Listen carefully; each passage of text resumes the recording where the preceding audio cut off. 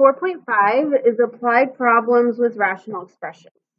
So we are going to be doing word problems. We have two different types of word problems. We have work problems, and this is kind of the little formulas we're going to use. So that's one type, and then we'll have another type. Let's look at example 1. The Pardinis are having an outdoor barbecue next weekend. Their sons are Tony and Frank. If Tony works alone this weekend, it will take him 8 hours to clean up the backyard. If Frank works alone, it will take him 10 hours. How many hours will it take them to work together? All right, so let's go ahead and write down the key things from there. Let's see, we have Tony, and it would take him 8 hours. And then we have Frank. It would take him 10 hours.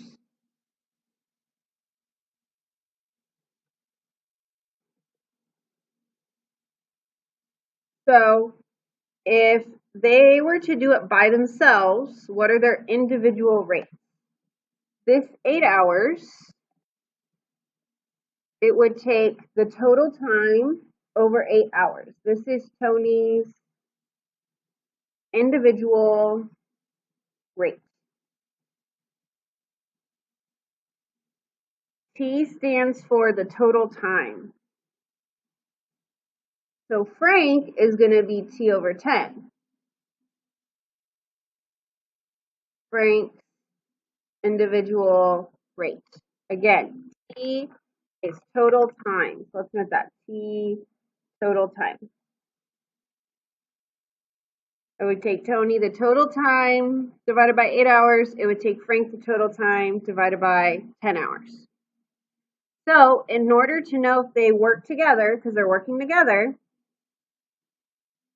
we're going to add Tony's rate and Frank's rate, individual plus individual, and they equal the job complete. So our formula is the individual plus the individual, and it equals job done. One job done.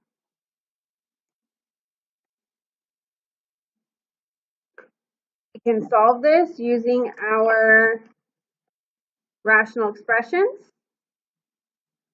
Let's think of this over 1. I have fractions, so we're going to clear the fraction. We do this by finding our least common denominator. We have 8 and 10. You could use 40. 40 is our least common denominator. You could also use 80. You can just multiply them together and use 80. So we're going to multiply all of these by 40.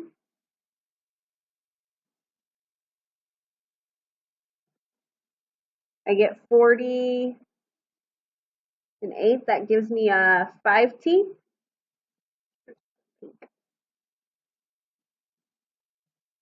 40 and 10, so that gives me a 4. That gives me plus 4t equals 40. 1 times 40 is 40. Let's solve that. 9t equals 40. Divide by 9. T equals 40 over 9. Well, what does that mean? 9 goes into 40. That's 4 hours and 4/9 of a minute.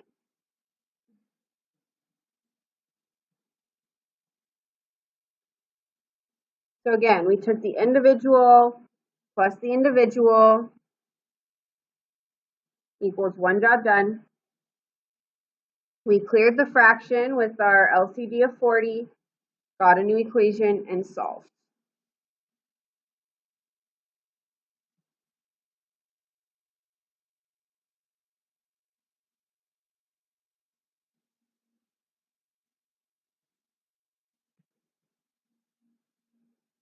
Let's read number 2. At the Baxterville City Firefighting Training Facility, a temporary structure is set on fire. If 2 crews work together, they can put out the fire in 50 minutes.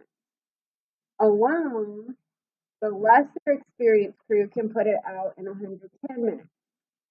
How long will it take the more experienced crew to put it out? So let's note what we have. We have together, we have both crews is 50 minutes.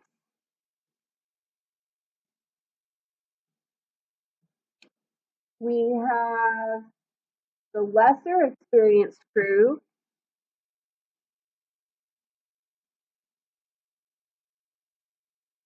is 110 minutes. And then we want to know the more experienced crew. That's question mark.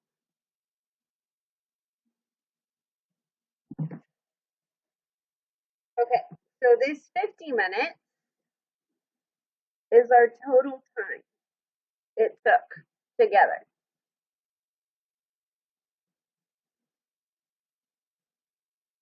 The lesser experience, it took 110 minutes. So what's their rate? Their rate is the total time divided by 110. Just like up here. Up here it was the total time divided by how long individual. So this is going to be, what was the total time? 50 over 110. Total time over time of lesson. And that's the lesser experienced rate. Okay, what's this one going to be? Well, the total time is 50, and we don't know the rate of the more experienced.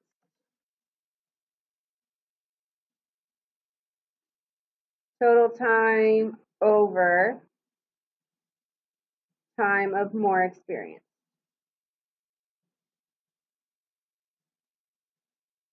All right, and now we can use the same equation. Individual plus individual equals a job done. These are our individuals.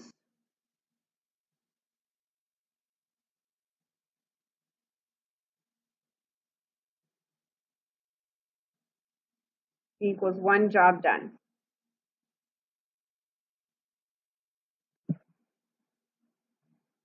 So let's talk about how I got that equation again. We know that the total time is 50 minutes.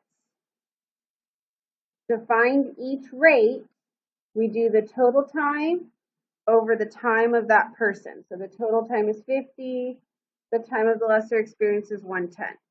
Total divided by we don't know.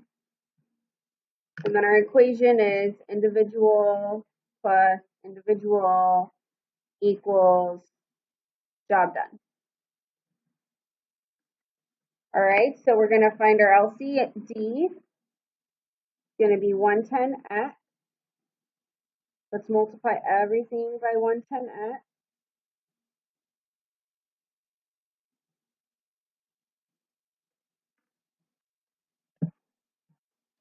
Okay, here my 110 goes away, so I get 50 times x plus my x crosses out. What's 50 times 110 equals 1 times 110x is 110x. So our equation is 50x plus 55 with 2 zeros equals 110x. And then we solve this. Subtract 50x.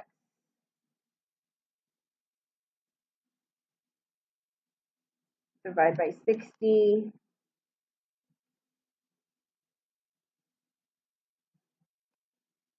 X equals 550 over 6,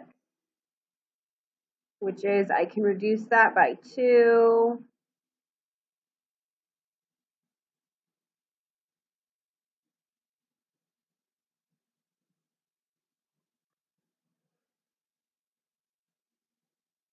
And that's going to give us 91 and 2/3 hours.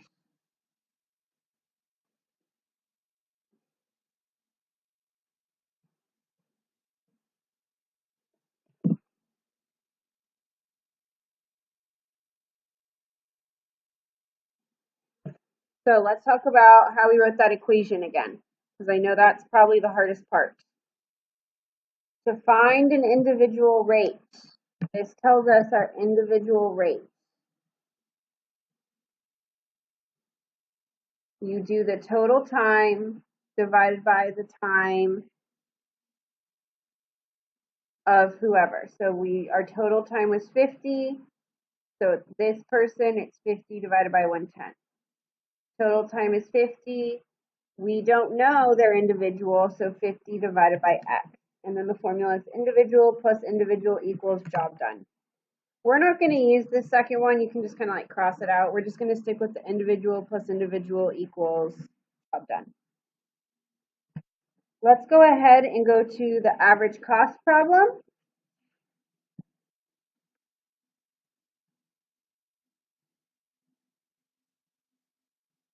And these problems will start with an average cost, but something will happen. If more items or people are added, the average cost decreases. If items or people are removed, the average cost rises. And here is our formula.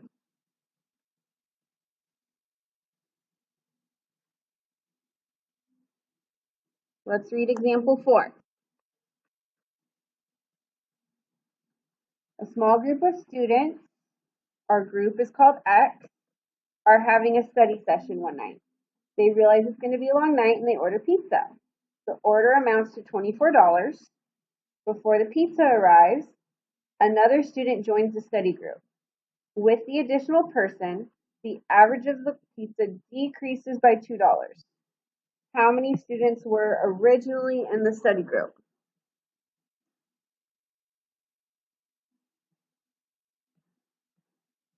All right.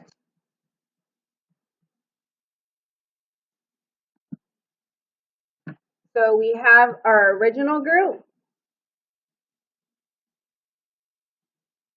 How many are in our original group? A small group of students, X students. What's our new group?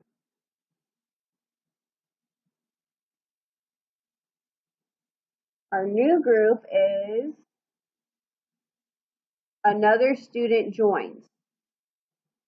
So we have X plus we added 1. What's the price of the pizza? $24. What's our adjustment? Decreases by 2.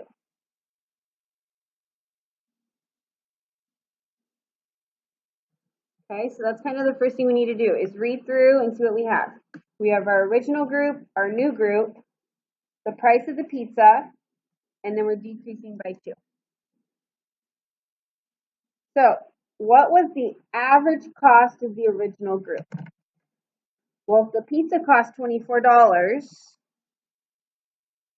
I would divide that by X to get my new price. So I would have 24 over X. Think of it this way. If 4 of you were going to go in for the pizza, I would take 24 and divide by $4.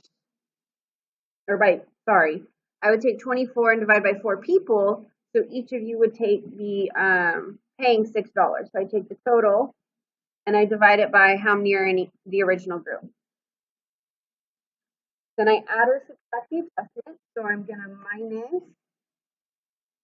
2. Our price decreased by 2. And that equals the average cost of the new group.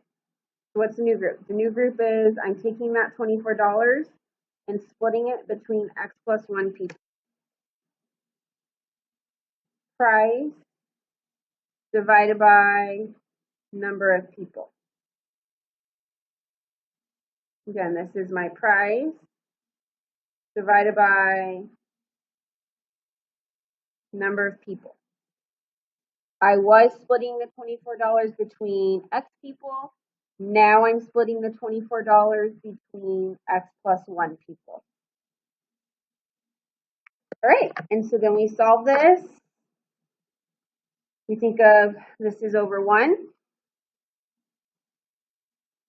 So we need to find our least common denominator. That's going to be X times X plus 1.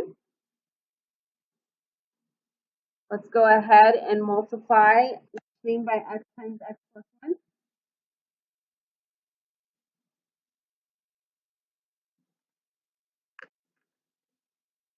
Here my X crosses out. That gives me 24 times X plus 1 minus, nothing crosses out here, so this is minus 2X times X plus 1. X plus 1 crosses out, so that gives me 24X. Go ahead and distribute.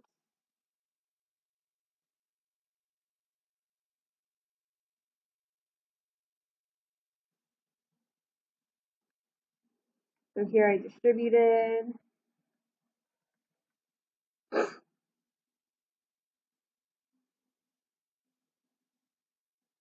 Now here I notice we're a quadratic, so we're going to have to set equal to 0 and factor. So minus 24X minus 24X. Those go to 0. This isn't quite in the order I like, so I'm going to rearrange. I have negative 2x squared minus 2x plus 24 equals 0.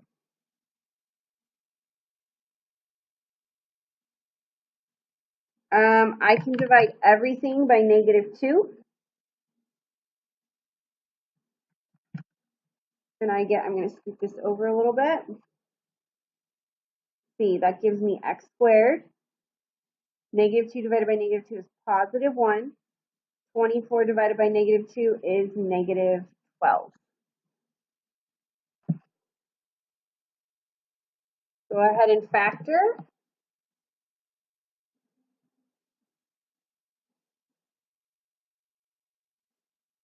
I get x, let's see, negative 12, let's try 4 and 3.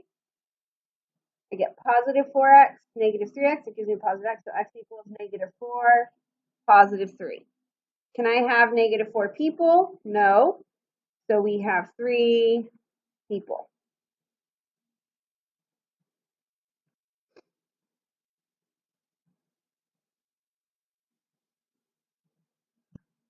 So I want us to pause and look through this again. We did the price divided by the original number of people. We adjusted by 2. We decreased by $2. And now I have the price divided by my new number of people. We multiplied by our least common denominator. Once I got to here, I saw that it's a quadratic, so I'm going to have to factor. So I got it set equal to 0 and rearranged. I rearranged because I want the x squared first, then the x, then the constant. We can divide by negative 2. Oh, I also divide by 2. And I get positive x squared, positive x, negative 12, and 0, and then I can factor. So we're actually going to skip example 5 and go on to example 6. Let's look at example 6. Given the equation, here's our equation, solve for v. So when I'm being asked to solve for v, that means I want to get v by itself.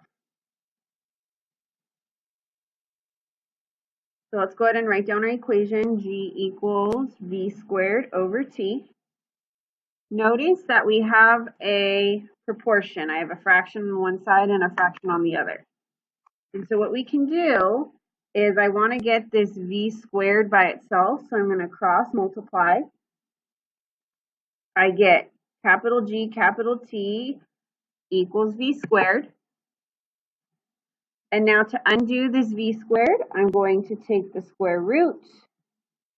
And so I get v equals square root of gt. And we're done. V is by itself. Let's go ahead and look at number 7.